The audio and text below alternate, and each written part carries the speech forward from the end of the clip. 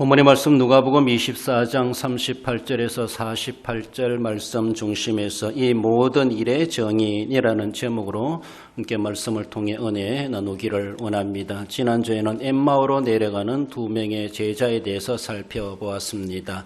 예루살렘에서 예수님이 죽으시고 또 어쩌면 부활하셨다. 죽으신 것은 확실한데 부활하신 예수님을 만나보지 못한 두 명의 제자. 그래 다른 사람을 통하여서 예수님이 부활하셨다. 그런 소식을 들었지만은 하나의 뉴스로만 듣고 있는 그들. 예수님의 부활과 자신의 인생과는 전혀 관련 없이 그러했던 제자이었다라고 볼 수가 있죠. 그래서 어쩌면 예루살렘이 아니라 엠마오로 그들은 내려가는 길이었고 엠마오 도중에 예수님께서 그들을 만나주시고 말씀을 들려주시고 그들이 감동받고 떡을 떼어 눈이 밝아졌을 때 예수님이신 줄을 그들은 알아보게 되었다. 그래 예수님 부활하신 예수님을 만나고 나서 그들의 발걸음을 다시 돌려 예루살렘으로 돌아가 다른 제자들과 예수님의 부활을 함께 공유하고 나누고 전하는 증인이 되었던 것을 살펴보았습니다. 그렇습니다. 우리도 성경의 지식이 있고 알기도 하지만은 오늘날 일어나는 세상이 하나의 뉴스에 불과한 것처럼 남의 이야기처럼 그렇게만 지식으로만 알고 있는 것은 아닌가. 예수님의 부활을 믿긴 믿는데 자신과는 전혀 관련 없는 그저 남의 이야기, 남의 소식처럼 그렇게만 알고 지식으로만 가지고 있는 것은 아닌가. 그러니까 아무런 사명도 느끼지 못하고 아무런 감격도 없고 그리고 자기가 앞으로 어떻게 살아가야 될 것인가 삶의 방향도 찾지도 못하고 믿는 제자들이지만 엠마오로 갈 수밖에 없었던 그들이었다라고 하는 것처럼 전직으로 세상으로 다 돌아가 버리는 생명력이 없는 믿음 생활하는 그런 제자였던 것처럼 그러나 진짜 예수님의 부활이 내 부활이요 나도 그의 부활에 참여하게 되고 내게도 그러한 영생이 약속되고 있다라고 하는 것을 직접적으로 관련시켜가며 그렇게 믿음을 우리는 가질 수 있어야 할 것입니다. 그러한 이들에게 예수님은 이제 너희들이 정인이다라고 하심을 본문에서 말씀해 주십니다. 엠마오로 내려가는 자들에게는 정인이 될 수가 없습니다. 환난과 어려움이 있다 할지라도 예루살렘에 머물러야 했고 예루살렘에 돌아와야 했다. 그것은 예수님의 죽으심이 내 죽음이요 예수님의 부활이 내 부활이요 예수님이 행하신 그 모든 복음의 사역에 내가 행해야 될 남은 생의 사명이라는 것을 아는 사람은 예루살렘으로 모여들게 되었고 거기에 환난과 핍박과 고난이 있다 할지라도 그들은 남은 생에 정인으로 살 수가 있었다라는 것을 신약 성경은 분명히 증거해 주고 있습니다. 우리도 그 은혜를 그 믿음을 계승해가는 자들로서 내가 정말로 그러한 정인으로 살아가지 못한다면은 우리는 믿으면서도 그저 남의 이야기 믿는 것처럼 역사적인 사실이죠. 엠마오로 가는 두 명의 제자의 모양과 다를 바가 없는 일평생 신앙생활 그런 모양으로 하는 것. 어쩌면 그들에게 진짜 구원이 있을까 염려될 수밖에 없는 그런 모습인데 실제로 그 사람이 예수님의 구속을 믿고 부활을 믿는다면은 그는 정인의 삶을 살아가지 않을 수가 없다고 하는 것이 초대교회 성도들로 인하여서 우리에게 증거해 주고 있습니다. 그러면 우리도 이 모든 일에 너희도 정인이다 말씀하시는 것처럼 내가 정말 정인으로 살아가고 있는가 그저 아는 것으로만 살아가고 있는가를 상고해 보아야 할 것입니다. 하나님의 모든 일, 하나님 행하신 모든 일에 우리는 정인이 되어야 될 것이다 라고 말씀하십니다. 본문으로 돌아와서 우리에게 주시는 것은 계시 성취의 정인이 되어야 될 것을 말씀하십니다. 계시는 하나님의 약속이고 말씀이죠. 그 약속은 이미 선포되었고 그 약속은 분명히 성취된다라는 것, 성취하게 하시는 하나님이 계시다는 것을 우리는 그 정인이 되어야 될 것을 말씀합니다. 44절에 모세의 율법과 선지자의 글과 시편의 날을 가리켜 기록된 모든 것이 이루어져야 하리라 한 말이 이것이니라고 말씀하죠. 즉 구약 성경 전체는 바로 예수님을 중심으로 기록되어 있습니다. 예수님 즉 그리스도가 오실 것이다. 오셔서 죽으실 것이다. 부활하실 것이다. 우리를 위해서 모든 제사함의 대속의 사역을 완성하실 것이다. 요약한다면 그렇게 말을 할 수가 있습니다. 이것이 모세의 글이요 시편의 글이요 선지자들의 글의 요약이라고 할 수 있습니다. 그 구약 성경에서 예수 그리스도 빼놓으면 세상에는 아무런 소용없는 말씀이다라고 볼 수가 있습니다. 그 말씀들이 그렇게 예언되어 기록되어 있는데 그 말씀들이 이렇게 이루어져야 하리라 한 말이 이것이니라고 하며 그에 모여있는 사람들, 제자들에게 말씀을 풀어서 그렇게 가르쳐 주셨던 본문의 말씀입니다. 하나님의 모든 일은 철저히 계획되어 있습니다. 우연하게 일어나는 것이 결코 없습니다. 하나님 모르게 세상에 일어날 일은 아무도 없습니다. 우리는 우연할 수 있습니다. 우리는 뜻밖의 일을 당할 수가 있습니다. 그러나 하나님의 관점에서 바라보면은 하나님은 우연한 것이 없고 뜻밖의 일이 없고 하나님을 깜짝 놀랄 정도도 나도 몰랐다. 하나님이 그렇게 하실 일은 전혀 없다라는 겁니다. 우리는 하나님의 세계, 하나님의 지식을 다 알 수 없기 때문에 우리는 깜짝 놀랄 수 있습니다. 어찌 이런 일이 일어날 수 있을까? 이렇게 생각할 수 있습니다. 그러나 하나님은 모든 만사 일어나는 일들, 과거, 현재, 미래 일까지도 다 계획하시고 때가 되면 그것을 한 가지 한 가지 다 이루어 가시는 분도 하나님이시다라는 것이죠. 예수님이 이 땅에 오신 것도 하나님의 계획입니다. 하나님의 시간대였습니다. 예수님이 십자가에 달려 돌아가시는 것도 다 계획된 대로 이루어지는 겁니다. 계획된 대로. 그래서 이미 성경을 구약성 잘 알고 있는 사람들이 그걸 예상하고 있었지 않았습니까? 어디에서 태어날 것이다, 어떤 고난을 당할 것이다, 더 나아가서는 부활까지라도 이미 계시되고 있는데 그걸 제대로 그들은 인식하지 못하고 믿지 못했기 때문에 제대로 알아차리지 못했던 것을 볼 수가 있죠. 그렇습니다. 하나님이 하시는 모든 사역들, 창조로부터 종말의 심판에 이르기까지 모든 사역은 다 계획되어 있고 그것은 계획된 대로 성취되게 되어져 있다. 이것을 우리는 정인으로 살아가야 될 것을 말씀하십니다. 그렇습니다. 이 모든 말씀은 사람들에게 이미 계시되었습니다. 다 알려진 바가 되었습니다. 그럼 우리는 들으면서도 배웠으면서도 알면서도 잊어버리고 아무 의식하지 않고 자기와 관련시키지 않으니까 무덤덤하게 일어난 일에 대해서도 전혀 자기와 상관없는 것처럼 그렇게 불신하며 살아가는 일들이 얼마나 많겠는가. 하나님은 모든 것을 철저하게 계획하시고 빈틈없이 그것을 다 이루어내시는 우리 하나님이심을 우리는 증거해야 될 것입니다. 예수 그리스도의 사역이 바로 하나님의 계획대로 이루어진 것이죠. 예수 그리스도의 사역이 무엇입니까? 초림하시고 구속의 사역을 이루시는 것이죠. 이 땅에 33년간 계시면서 우리를 위해서 십자가에 달려 돌아가시고 부활 성천하시는 이 모든 것들이 구속의 사역이죠. 더 나아가서는 부활하시고 성천하시고 또한 미래적인 모습에서 다시 오시리라. 재림하시고 심판하실 일도 앞으로 남아있다. 어쩌면 부활 성천까지 이루어졌다고 볼 수가 있고 시간적으로 앞으로 남아있는 미래적인 계시의 말씀은 재림과 심판이 큰 사건으로 남겨져 있다라는 것이 그리스도의 사역임을 보여줍니다. 지난 일들도 다 이루어졌던 것처럼 앞으로 남아있는 예수님의 재림과 심판도 어느 시점인가 분명하게 우리의 인생 가운데 도래되게 되어져 있고 이루어질 날이 있다는 것을 우리는 내다보게 됩니다.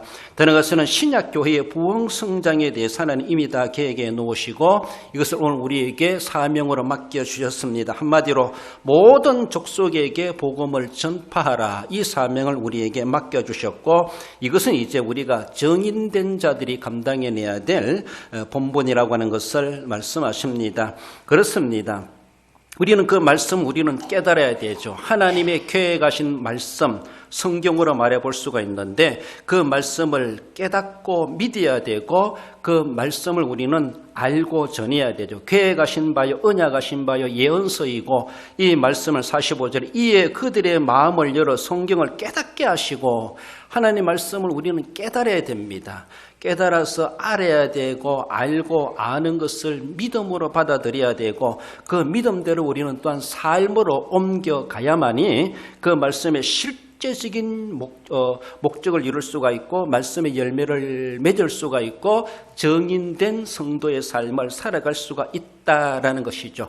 아는 것으로는 열매를 맺을 수가 없습니다. 정인이 될 수가 없습니다.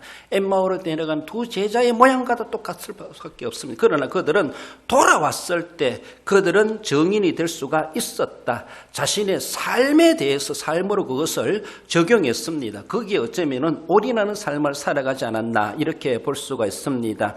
예수님께서 이 땅에 왜 오셔야만 했던지 왜 하나님께서 이러한 사역들을 예비에 계획해 두시고 예수님 이 땅에 초림하신 말씀하시고 구속하시고 우리를 위해서 대속의 제물이 되게 하셨는가? 인간들은 그만큼 죄에 빠져 있고 하나님과 원수된 자들이 있고 하나님께 멸망받을 현주소를 가지고 있는 인간들이기 때문에 세상의 모든 사람이 죄를 범하였음에 하나님의 영광이 이르지 못하더니 죄액사선 사망이여 의인은 없나니 하나도 없도다라고 성경은 단정하고 있습니다.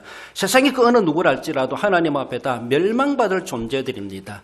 그들을 하나님은 멸망받게 하시는 것이 다가 아니기 때문에 그들을 구원하시려고 우리를 구원해 주시려고 멸망의 자리에서 생명의 자리를 옮겨놓기 위하여서 하나님은 구속의 사역을 계획에 놓으셨고 계획하신 바대로 예수 그리스도를 세상에 보내셨고 우리를 위해서 대신 고난을 당하게 하셨고 부활 성천하게 하셨다라는 것이죠. 오늘 우리가 믿고 구원받은 삶을 살아가지만 이제 장차 주님의 부름받는 그날이 있을 수가 있고 주님이 재림하시는 그날이 있을 때 하나님이 예비하신 그 나라에 우리를 인도해 가시고 그 나라에 들어가 영생복락을 누릴 것을 우리에게도 이미 약속되어 있습니다. 그것이 계시되어 있습니다. 하나님의 계획대로 그것은 미래에 우리의 앞날에 분명히 이루어질 하나님이 계획하신 일이다라는 것을 우리는 믿어 의심치 않습니다.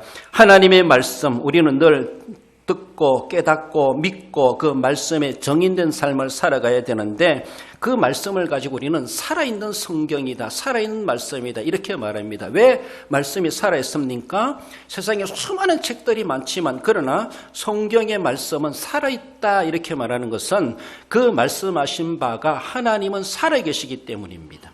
하나님은 영원히 동일하게 살아계신 하나님이시고 그가 하신 말씀이 기록되었기 때문에 살아있는 말씀이다라는 것입니다. 뿐만 아닙니다. 그 말씀은 실제로 기록된 대로 이루어지기 때문에 그 말씀은 살아있는 말씀이다. 살아있는 성경이다. 그렇게 말씀합니다.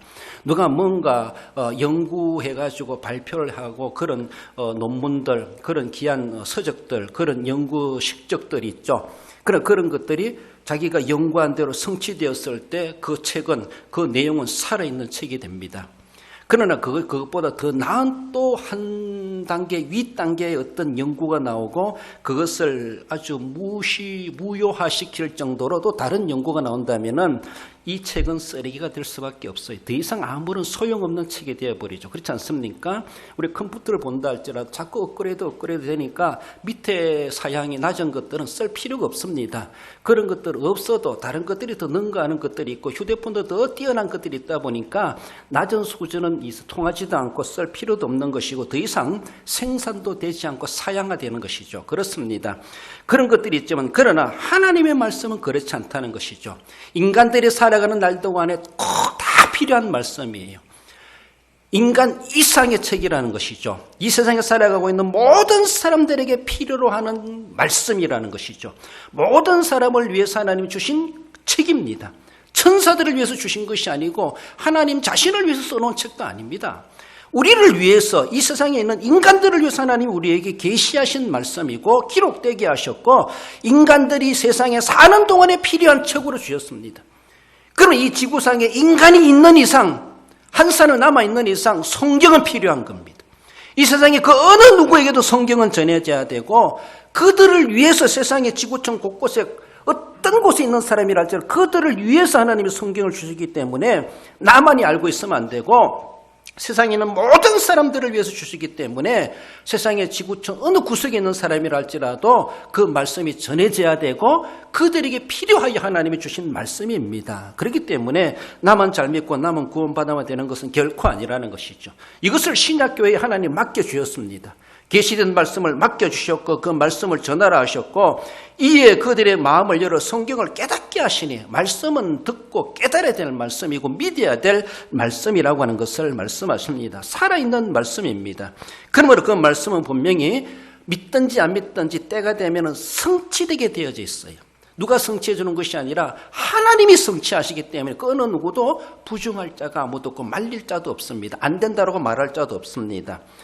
이사야 34장 16절에 보면은 너희는 여호와의 책에서 찾아보아라. 이것들 가운데서 빠진 것이 하나도 없고 제 짝이 없는 것이 없으리니 이는 여호와의 입이 이를 명령하셨고 그의 영이 이것들을 모으셨음이라 말씀하십니다. 신실하신 하나님께서 말씀하셨고 그것을 분명히 모으시고 그것을 분명히 이루어내시고야 마시는 다 짝이 있는 말씀이다. 하나님의 말씀은 우리는 믿든지 안 믿든지 사람들이 인정하든지 안 하든지 하나님의 말씀은 살아있는 말씀이고 살아있는 그대로 분명하게 성취되고야 마신다라는 것입니다. 그러므로 그 말씀 우리는 믿는 자가 복이 있고 그 살아있는 말씀대로 살아가는 자가 실제로 생명의 복을 누리고 복된 자가 된다는 것을 말씀하십니다.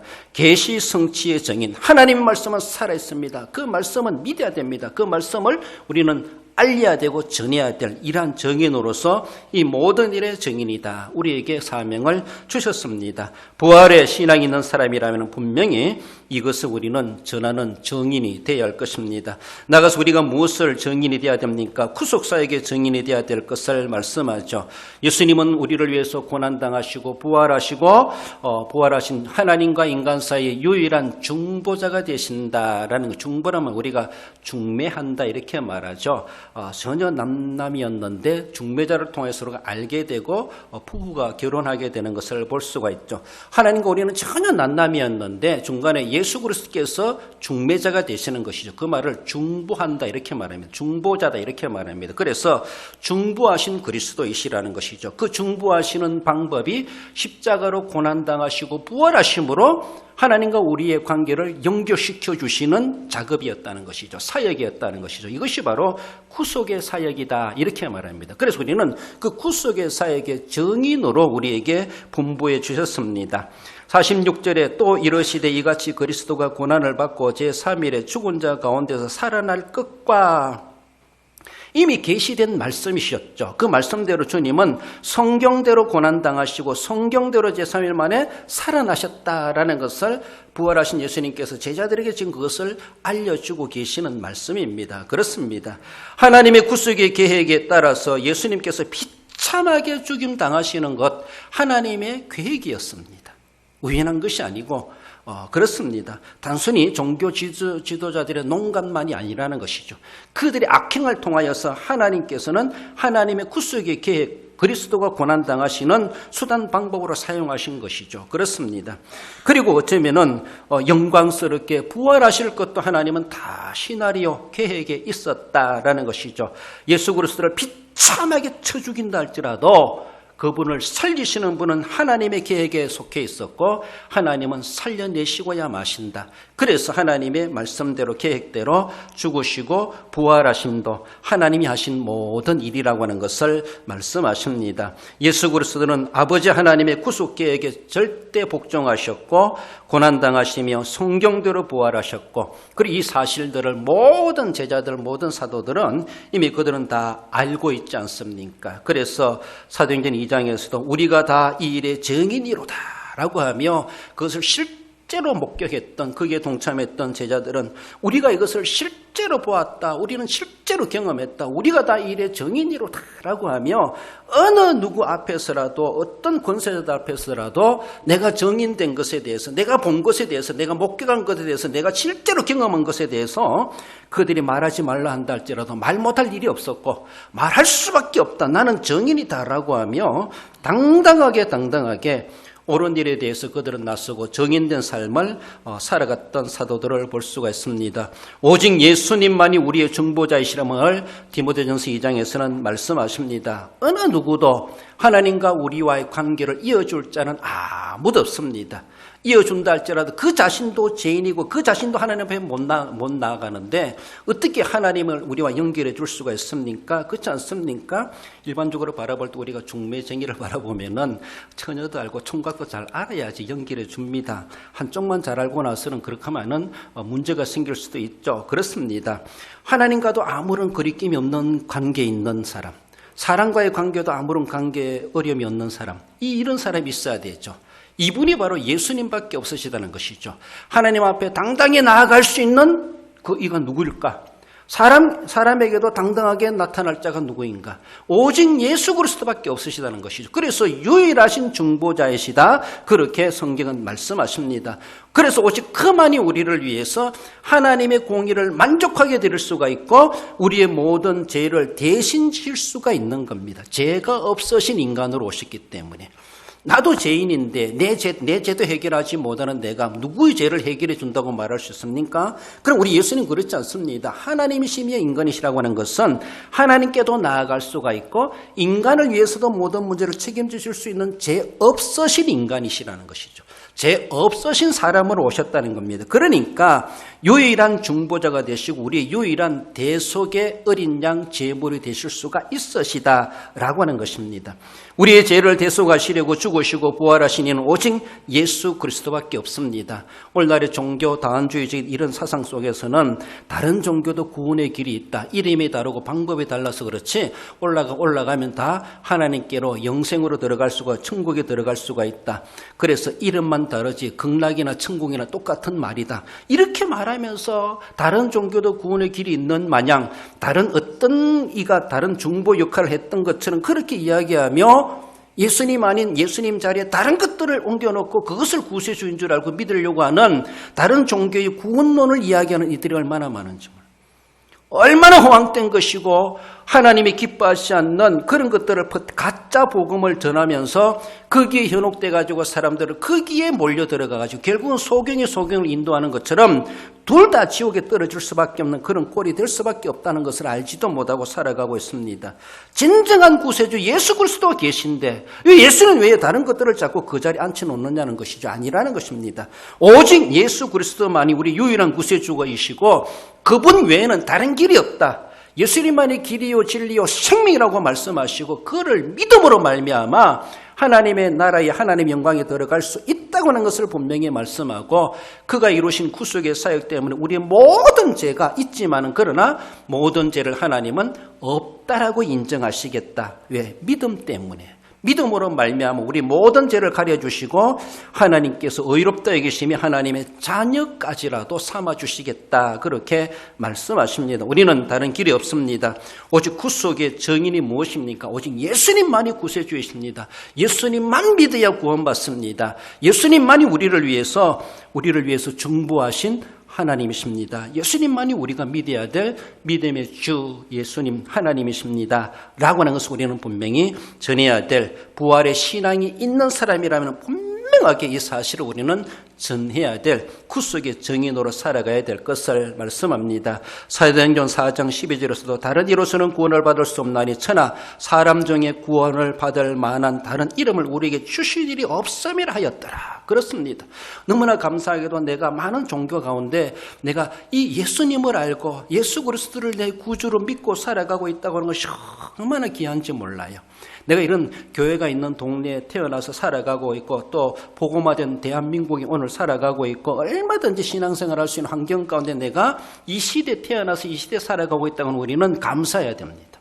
다른 어떤 사람들보다가 다른 해외 사람들보다가도 우리는 복음의 영향권에 살아가고 있다고 하는 얼마나 감사한지. 그렇잖아요. 100년 전에 얼마나 힘들었겠습니까? 예수님 믿기도. 그렇지만은 오늘 우리가 이렇게 복된 시대를 살아간다면은 그만큼 복되게 사명도 더 넉넉하게 감당해내야 될 그 사명도 동시에 주어지고 있다는 것을 기억하며 진정으로 우리는 구속사역의 정인으로서의 오직 예수님만이 우리 유일한 구세주가 되신다는 누가 뭐란다 할지라도 그 소리 한다고 해서 감옥 보낸다 한다 할지라도 우리는 그 소리 하지 않을 수가 없다고 하는 것. 사도들이 말하는 것처럼 우리는 다일의 정인이로다라고 말하면서 누가 뭐란다 할지라도 우리는 그 소리를 해야 될 것이 우리에게 맡겨진 정인의 사명이라고 하는 것을 말씀합니다. 마지막으로 이 모든 일의 정인이라고 하는 것은 모든 족속에게 우리는 이것을 전해야 될 정인이라고 하는 것을 말씀하십니다. 진리와 구원이 나만이 믿으라고 주신 것이 아니라 모든 사람들에게 47절 이하에 또 그의 이름으로 제사함을 받게 하는 회개가 예루살렘에서 시작하여 모든 족속에게 전파될 것이 기록되었으니 너희는 이 모든 일의 정인이라. 그렇습니다. 이것이 세상 끝날까지 세상 끝까지 그리고 전파되어야 된다. 기록된다. 기록되었다. 기록된 대로 된 것처럼 기록된 대로 되게 되어져 있는데 그렇게 되어져 가는 일에 내가 그게 복음의 정인으로 참여해 간다고는 얼마나 복인지 몰라요. 그렇습니다. 이미 가고 있습니다. 되고 있습니다. 되는데 내가 거기에 발을 들여놓고 거기에 내가 참여해 간다고 하는 것은 나도 덩달아 복 있는 자가 되고 나도 그 일에 공헌자가 될 수가 있다라는 것이죠. 그렇게 우리에게 복을 주셨고 그 일에 동참하는 자가 되라고 우리에게 말씀하시고, 동참하는 자가 아니라 어쩌면 이제는 주도적인 역할을, 선봉적인 역할을 우리가 감당해 가면 갈수록 거기에 대한 하늘의 보상도 크다고 하는 것을 우리에게 약속해 주십니다. 모든 족속에게 증인이 되어야 되죠. 그렇습니다. 유대인만 믿으라고 오신 예수님이 아닙니다. 그 땅에만 살아가는 사람들만 구원받으라고 오신 예수님이 아니라는 것이죠. 모든 사람을 위해서 십자가에 달려 돌아가셨고 모든 사람들이 이 사실을 알고 믿음으로 구원받도록 하나님은 그렇게 계획하셨고 기록되었고 그렇게 하라고 또 우리에게 명령하여 사명을 주셨다라는 것입니다. 고린도전서 15장 21절에 보면은 사망이 한 사람으로 말미암았으니 죽은 자의 부활도 한 사람으로 말미암는도다. 아담 안에서 모든 사람이 죽은 것 같이 그리스도 안에서 모든 사람이 삶을 얻으리라. 그렇습니다. 세상에는 모든 사람이 아담을 시조로 두고 있습니다. 아담의 후손들입니다. 그래서 모든 사람이 아담의 범죄에 가담한 자들이 되고 아담의 원죄, 우리의 자범죄, 그 죄 때문에 우리는 죽은 것 같이 되었다. 죽은 자가 되었다는 것이죠. 어느 누구도 예외가 없습니다. 한 사람 아담의 후손의 우리들이었고 그래서 우리는 죽음이라고 하는 현주소를 가지고 있는데, 그러나 한 분 그리스도 한 분으로 말미암아 삶을 얻으리라. 오직 예수 그리스도만이 유일한 구세주가 되신다는 것을 말씀하는데, 모든 사람이 죽은 것 같이 모든 사람이 삶을 얻으리라. 그러니까 모든 사람이 삶을 얻도록 우리 주님은 그 사역을 이루어내셨습니다. 그 사명을 우리에게 맡겨주셨습니다. 그래서 우리는 어디든지 사람이 있는 곳이라면 찾아가가지고 너도 살 수가 있다. 너도 믿으면 살 수가 있다. 너를 위해서 십자가에 달려 돌아가신 예수님이시다. 그분을 인정하고 믿어라. 믿음을 우리는 전해줘야 된다는 것이죠. 그도 구원받도록 해줘야 된다는 것이죠. 그도 죄인이기 때문에, 그도 아담의 후손인 것처럼 이제는 예수님으로 말미암아 예수님 안에서 구원을 받을 수가 있다. 이 사실을 우리에게 그들에게 알려줘야 된다는 것이죠. 알지 못하니 믿지 못하는 그들에게 우리는 전해줘야 될 사명이 우리에게 분명히 있다는 것이죠. 우리는 선교의 대상에서 그 어느 누구도 제외시킬 자가 아무도 없습니다. 개인적인 원한의 관계가 있다 할지라도, 아무리 그가 악한 악질의 범인이나 범죄자라 할지라도 우리는 그 사람을 전도해가지고 예수님 믿도록 해야 될 사명이 우리에게 있습니다.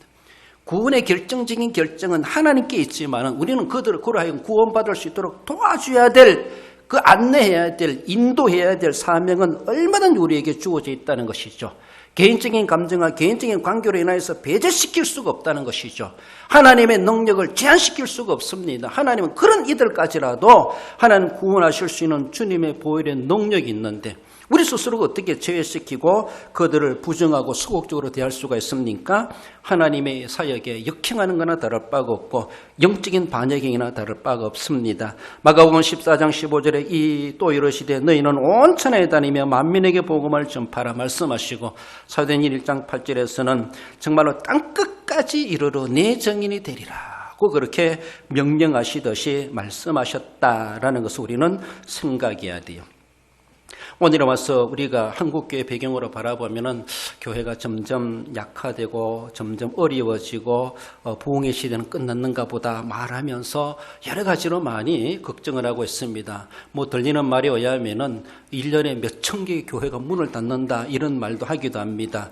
그러면서도 개척되는 교회도 없잖아 있기도 하고 부흥되는 교회도 없잖아 있기도 하겠지만은 전체적인 평가로 바라보면 한국교회가 성장 둔화되어 있고 마이너스 성장을 하고 있다 이러면서 미래를 걱정하고 있습니다. 그렇습니다. 그러니까 한국교회 자체가 생명력이 이루어져가는 그런 모습은 아닌가 이런 가운데 걱정을 하고 있습니다. 그러함에도 불구하고 우리가 해야 될 사명이 무엇인가 하면은 전도의 사명, 선교의 사명이라는 것이죠.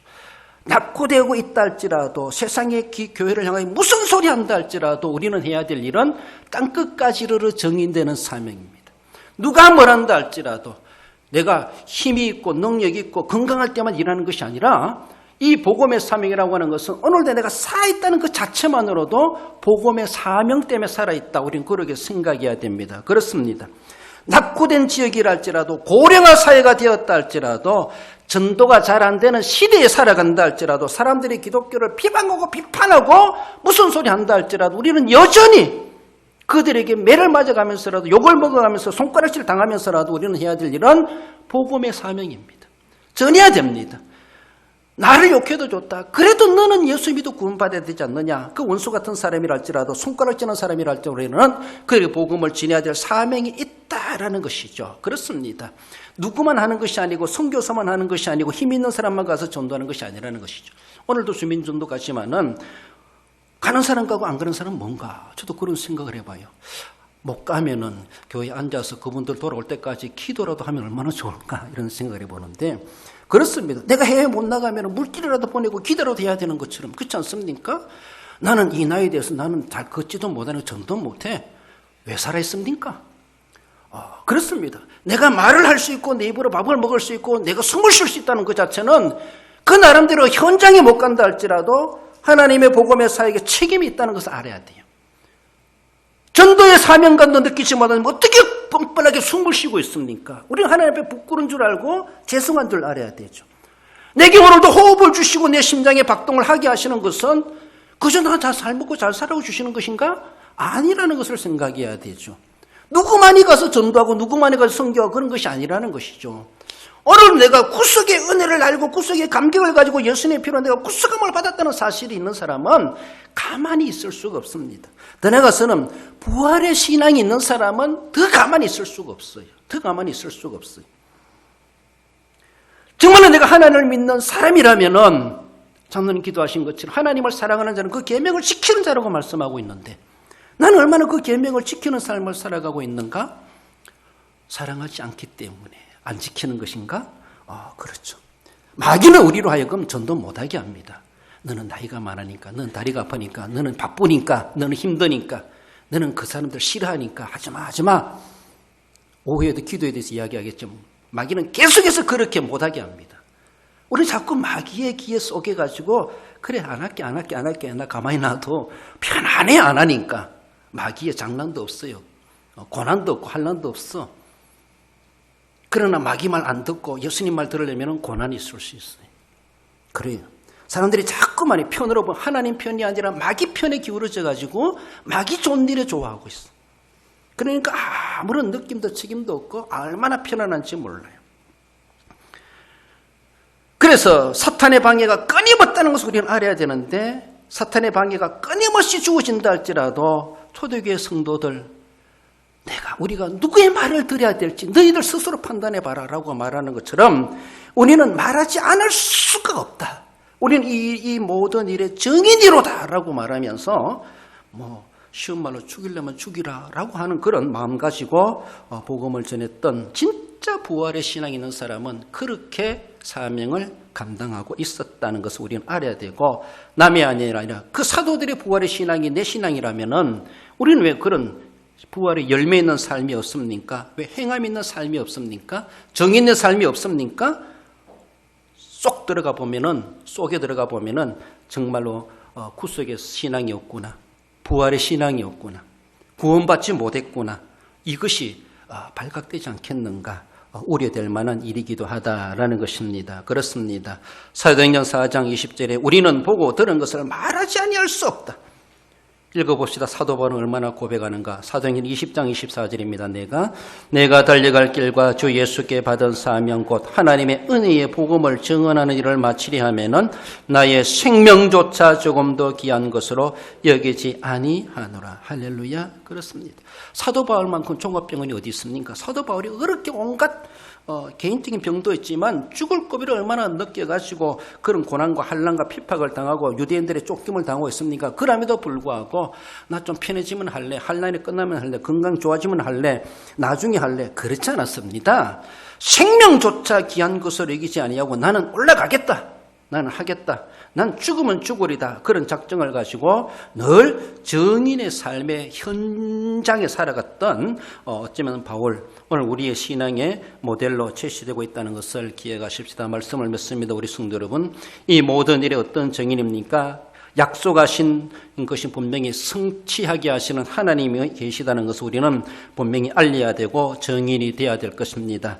죽음과 부활로 중보하신 그리스도, 오직 예수 그리스도만이 우리 유일한 구세주이심 우리는 증인이 되어야 할 것입니다. 예수 그리스도를 믿어 구원받도록 모든 사람들에게, 누구에게만 알려주는 증인이 아니고 누구에게만 아니라 모든 사람 앞에 가서 기회 있는 대로 너도 믿어 구원받아야 된다. 모든 사람, 내가 알든 모르든 어떤 관계이든지 간에 지구촌의 모든 살아있는 사람들이 우리는 증인이 되어야 될 것을 말씀하십니다. 생명 다하는 그날까지 우리는 증인되는 사명이 있다는 것을 기억하고, 오늘도 내 생명조차 귀한 것을 여기지 않을 만큼 그런 각오를 가지시고 오늘도 내가 살아있음이 증인의 삶이다라는 것을 하기에 부끄럽지 않는 그런 모습으로 주님 앞에 이 일에 부활의 확신 있는 믿음의 사람으로서 증인된 삶을 살아가시는 우리 성도 모두가 되시기를 주님의 이름으로 축원드립니다.